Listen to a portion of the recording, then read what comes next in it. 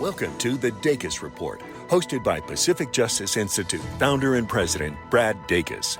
For 25 years, PJI has counseled, represented, and defended people whose religious freedoms, parental rights, or sanctity of life have been obstructed or violated, all free of charge. We leave no one behind and level the playing field for Americans as they are subjected to the tyranny of the powerful. Now, here's Brad Dacus. Welcome to Brad Dacus Live. I'm Brad Dacus, president and founder of the Pacific Justice Institute. On today's show, we're going to dig deep into teenagers. What's happening with our youth? We're looking at some statistics. And to help us look at this issue very constructively, to understand the whys and also the hows we should be dealing with these issues with our young people and these new changes in our generation, we have with us a very special guest. Dr. Bridget Melson. She's out of Texas. Welcome to the show. Appreciate it, Bridget.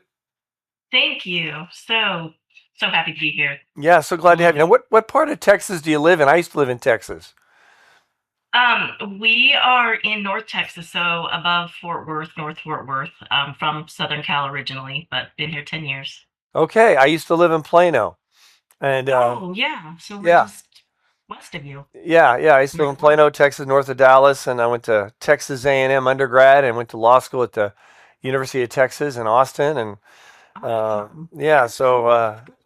good. But I understand Texas is a great place, a great culture, but they still have a lot of challenges dealing with their youth. I understand you have a really great background with people to understand. You specialize, I understand, in teen mental health, digital culture, and identity issues like trans issues, and you've done this for more than 25 years. Is that right? Yes, absolutely. Yes. And now I'm, diving into some more things and trying to get some legislation passed to help our kids. So yes, all of the above. Anything I can do. That's fantastic. I just came from Texas last week, where I testified in Austin before the state Department of Education, the Board of Education. And we dealt with a number of issues like keeping out radical Islam indoctrination out of the schools and thank you. Policies that would require board members to be educated on parents' rights so we don't have to go in and sue any more than we have to. We had a big lawsuit. We had two big suits, one in Wichita Falls, where we went to bat for parents, the rights of parents to be able to be with their kids, see their kids play basketball, and not be excluded because the superintendent doesn't like them or the school doesn't like them.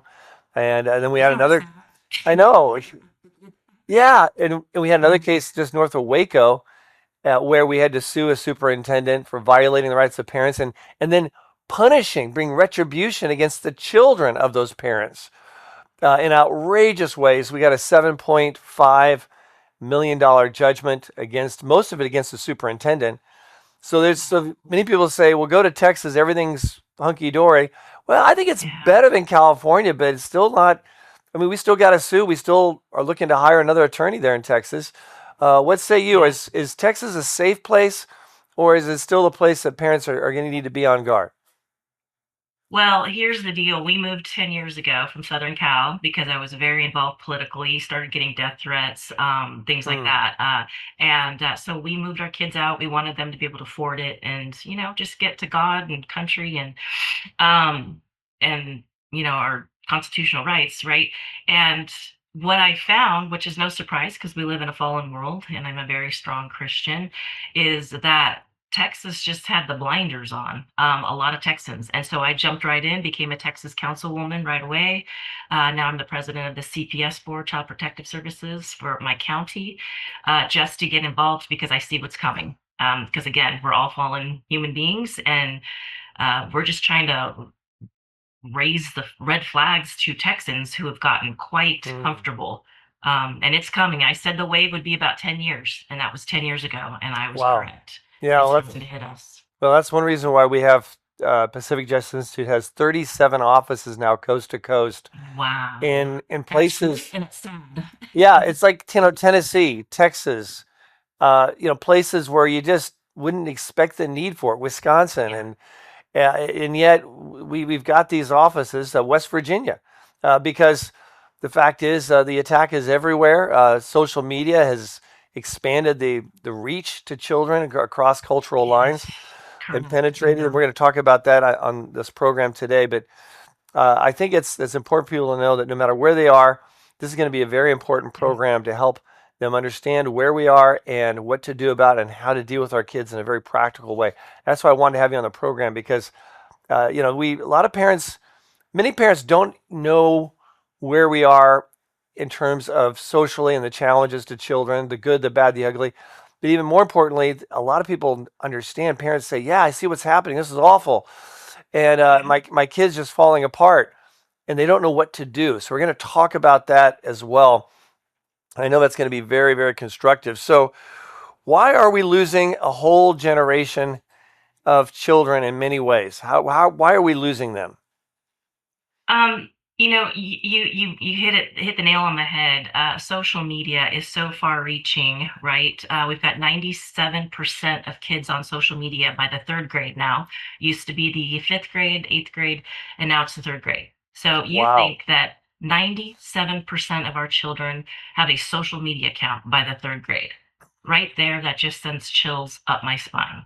Um, and I think the problem is twofold. Number one, they're getting all the screen time, so they're not developing correctly in the brain, right?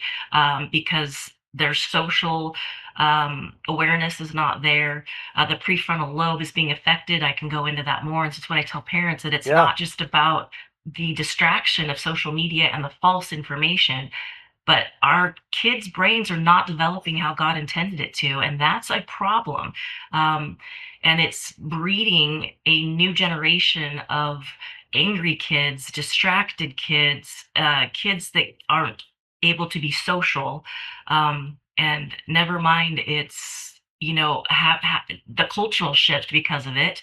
Hmm. We've got secularism versus relativism, and where did the Christian values go? So there's so many issues, and I'm not Right. saying throw it all out, but Yeah. we, So let's talk about the technology influence. So I yeah, think that's really important. Many people have no idea what you just mentioned. You said it's actually bad for the brain for a child to be looking at a laptop, a video, a show, or going online doing what? yeah. Why is it bad for a child in their brain develop the frontal cortex? What are we talking about here? So it dysregulates three regions of the brain. So not to get all medical on you, but they call it digital heroin. That is a very strong word, but that is a term we use now because it is like giving heroin to your children, not physiologically, but as far as what it's doing to the brain. Um, it's dysregulating it. It's changing the pathways. Uh, if you look at what addiction does in functional MRIs to an addict, we are seeing the exact same pathways being completely redirected because of social media, and we're seeing more gray matter, which we should not. We need the gray matter, we need the white matter, um, just to make the brain neural activity and the pathways grow. And that's why we're seeing, so it used to be by 17 years old, this was 50 years ago, that is when the brain was fully developed, before all of this digital nonsense. And then it went to 21 years old, right? The brain is fully, the ability to cope fully developed. And then it went to 25. And now for boys, we're at 27. So that's Really? why we're not seeing them develop correctly, being able to get out. And this is what I mean, while it's sad and it is our fault as parents, but we need to give them a little leeway in why they are failing to launch. Their brain Yeah. capacity is not there. It Right. is not there. And of course, so uh, and then the frontal cortex is what we're talking about. It's one of those areas Yeah. that's not developing. Frontal cortex is what I understand enables a person to understand the consequences. So before I Yes. decide to break into a store and steal a Rolex watch, it's that frontal cortex that says, no, not a good idea. You really want that watch, but that's going to have consequences. You're going to spend time behind bars. Your career and your future is going to be thrown away. I better not do that. Yes. And then also we have the impact of marijuana, which I Yes. understand also inhibits three areas of brain development. I think one of them is the frontal cortex as well. It is. And that has greatly increased as well, hasn't it?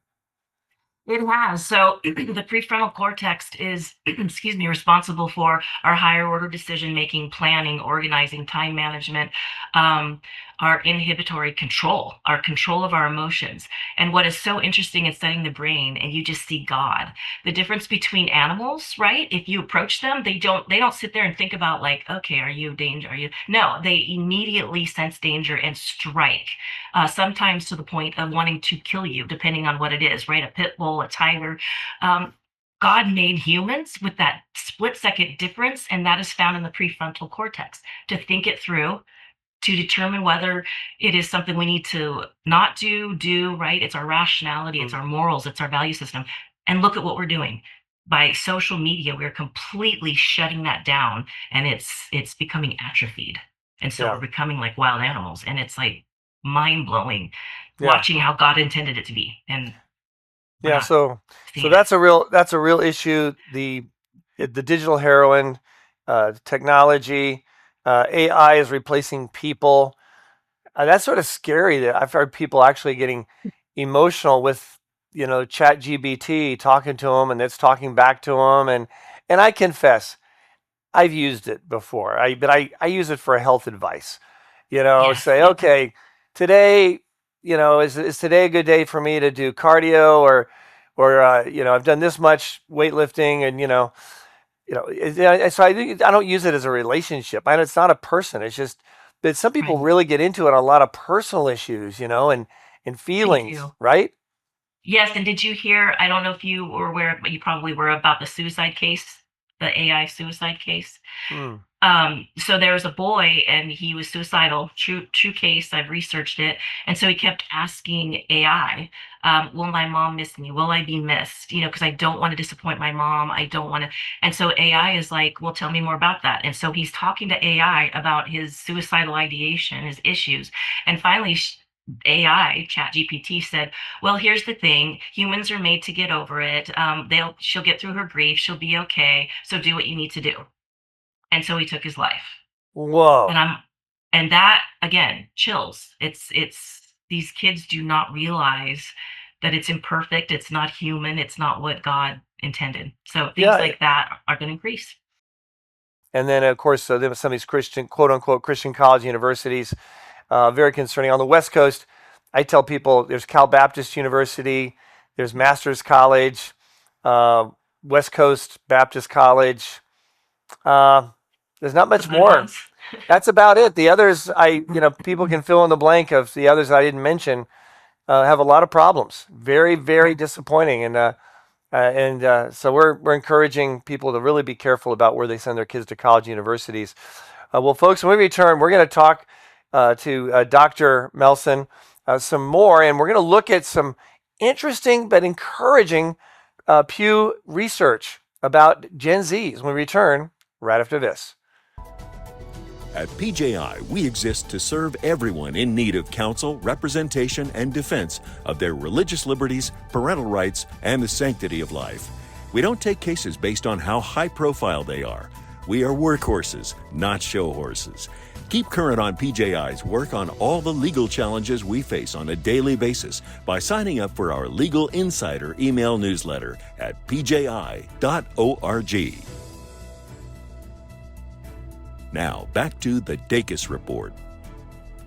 Welcome back. And folks, we at Pacific Justice Institute, as many of you know, we have over 130 cases in active litigation defending religious freedom, parents' rights over their kids against the government, sanctity of human life, all without charge. We have 37 offices, coast to coast, serving you. We're very unique in that we're working hard to make sure as best we can that everyone gets help so we don't just cherry pick a few high-profile cases, and we're all over the country, very unique. If you'd like to keep up with our cases, maybe be a prayer warrior for our cases, keep up with them, or take advantage of our free resources, or request assistance, just go to our website, pji.org, pji.org. We've got great things there. For example, 12 steps to protect your children from CPS, to keep your child from being wrongfully taken by a overly zealous social worker, or opt-out forms to protect your children if you still have for your children in public schools for whatever reason, how specifically to use and implement your rights to protect your children, It's free on our website, pji.org. Take advantage of it. It's great stuff, folks. And I know you're going to benefit. pji.org. Now, I'd like to welcome back to the program Dr. Bridget Melson out of the great state of Texas, where I used to live. And we were talking about Texas A&M, and I went to their undergrad. And this was back in the, well, I'm going to be dating myself here, back in the early 50s. No, I'm not that long. But it was back in the early mid 80s, okay? And 1900s. Yeah, the 1900s, way back then, younger. Let me tell you, no. So it was back then, and I was at A&M, and I filed complaints against 3 different professors. One of them was not invited back the next year when he said that he thinks prostitution is a valid occupation and it's good for women who can't get married because their looks or whatever. I'm like, really? And I went right to the dean and I said, we have no business having that on this campus.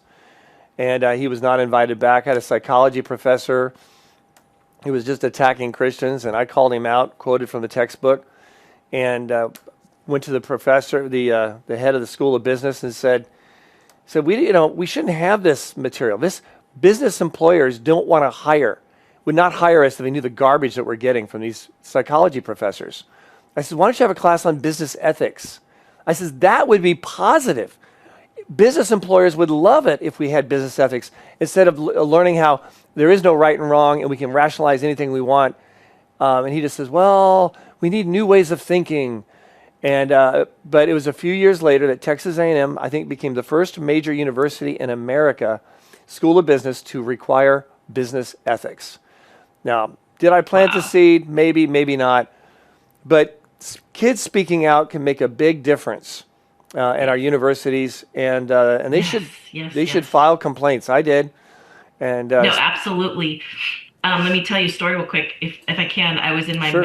in the master's program in the San Francisco Bay Area in a college up there, Oh. and it's called sex therapy. So we had to go in and learn how to do therapy with all kinds of genders and all of that.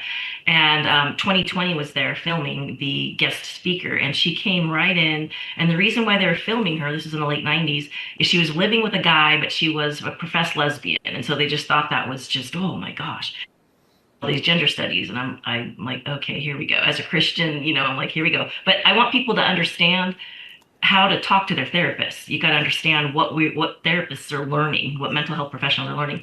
And she got up there and she just said every vulgar word you can imagine, and said, there, in this classroom for this weekend, you can use the F word, you can use any kind of word you want because it's okay. And you need to tell your clients, and especially teen clients. And I was just like, oh boy.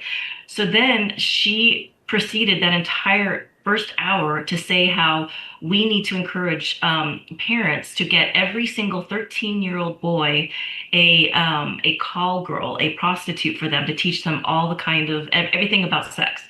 And that is what they need for the development, because we're too closed off. And right then I'm like, I'm in a dream. I don't even know what this is, or a nightmare. And I got up, right, and left, because this is what all these therapists, and they were like, oh yes, amen, absolutely. And I went and complained, and I said, I'm not sitting through this. This is unethical. This is horrible. I don't even care about getting credit for it. And luckily, one of my professors was a Christian, and he said, write a paper, you're dismissed. I understand. So again, that was in the late 90s, and this is what your kids are being taught. Right. That it's okay. So you've got to do something about it. That's the point that I'm making with you. I went and said no. Yeah, and that's awesome, because we need to have more of that now. Would you say what percentage of the psychologists out there, roughly, are into this pro-LGBTQ garbage and messing up the lives of children who are being led the wrong direction? Where do you think we're at with this, practically speaking? Do you have any idea on that? Yeah, I haven't researched percentages, but I can tell you by being in this field, that's another reason, partly in California, I left because I was on another podcast talking about how I counsel from a biblical worldview. And they were asking me, so will you see LGBT couples and counsel them? And I said, not a problem. However, I will counsel from a biblical worldview. So they're going to get the biblical worldview on it, that it is not okay, that it is against God. Romans 1, I can Yeah. list. And so sure, not a problem. I'll bake you a cake. But so they got on me and said that was, me trying to change their minds, and they said I was dangerous to youth. So that was again years ago. And then they tried to take my license because of it. Wow. And so here we are, Wow. moving to Texas, and I was open. But yes, so I would say the great majority, because I even know so-called Wow. Christian counselors that will be happy because they think it's affirming and it's what Jesus would do. And I just think they forget about the woman of the well. Yes, he was very affirming and welcoming, but it's the last thing he said, go and sin no more. Yeah, And exactly. that is the part they forget. So Yeah. I think it's a pretty high percentage, quite frankly, Yeah. and that destroys me. Yeah, I know once I had to go into Texas and defend a psychologist who was being challenged before the State Board of Psychology, or what, I forget the exact term, but it's their Yeah. state board. State board, yeah. And someone had filed a complaint because they saw online that he provides kind of counseling for those who want to deal with feelings of homosexuality, trans confusion, and help from a biblical perspective. And they were reviewing him to remove his license, and I defended him. And I made it very clear to that board, very strongly. I said, he has a right, a First Amendment right, to provide the counseling that he is providing. I said, and if this board brings any action against him, let me make this very clear. We at Pacific Justice Institute are going to sue the board collectively and individually, and we will take it all the way to the Supreme Court if necessary. And then at that point, the head of he said, any discussion here? Looked to his left and right from the board. All in favor of dismissing this? And all their hands went up. And Wow. we got it nipped quickly. Well, the good news now is the Supreme Court looks like they've made it pretty clear that it's been technically brought back to the state of Colorado, but Yep. in reversing it, as far as injunctively, they made it pretty clear that psychologists, counselors have a right under the First Amendment to provide counseling that's in accordance with a biblical worldview when it deals with LGBTQ kinds of issues, irrespective of whether you have an intolerant, bigoted state like Colorado that wants to push only one viewpoint and let everyone else lose their license. That was Colorado's attitude. The Supreme Court says that's unconstitutional, and it looks like it's going to be applicable to all 50 states. In the meantime, if there's anyone out there in the profession, including yourself, that ever has any problems along these lines, give us a call. We at Pacific Justice Institute, we have 37 offices coast to coast. We stand ready to defend every single counselor that's challenged for living out their convictions with a client that wants that kind of counseling and therapy. Right? It's not like we're grabbing them off the street, right? And saying, you shall be changed. Because we know that only the Holy Spirit can do that. But yes, it's 27 states have counties that deem this unlawful, that their therapists are not allowed to practice that. I've dived quite deeply into it and try to reach out and tell them that, yeah. And what we learned in our ethics courses is that as long as you have something signed that says how you counsel, and I think it's a great idea to back them up. And I don't turn, like I said, I don't turn anybody away. I just say, this is how I counsel, a biblical worldview. So sure, come on in. Love to have you. Yeah, I think that's an excellent idea. And if there's any counselors out there who would want assistance in this regard, feel free to contact Pacific Justice Institute without charge. We'd be more than happy to help them. And of course, if they're getting this kind of oppression, they're like sometimes cities have passed these kind of laws. It's not even maybe not the state, but the city. It's like, really? And so we're there. We're ready to sue. I hate this. That sounds terrible, doesn't it? We're ready to sue, but we are. No, take a stand. yeah. People need it. So Yeah, it is a right. So there's a high influence factor that comes into play too, statistically or historically. Absolutely. So we got a lot to be positive about what I think is revival taking place, especially where it matters the most, which is among our young men, which is a tell sign of possibly where we're going as a society. We ran out of time. Thank you so much, Dr. Melson, real quick, if people want to get a hold of you, where do they go?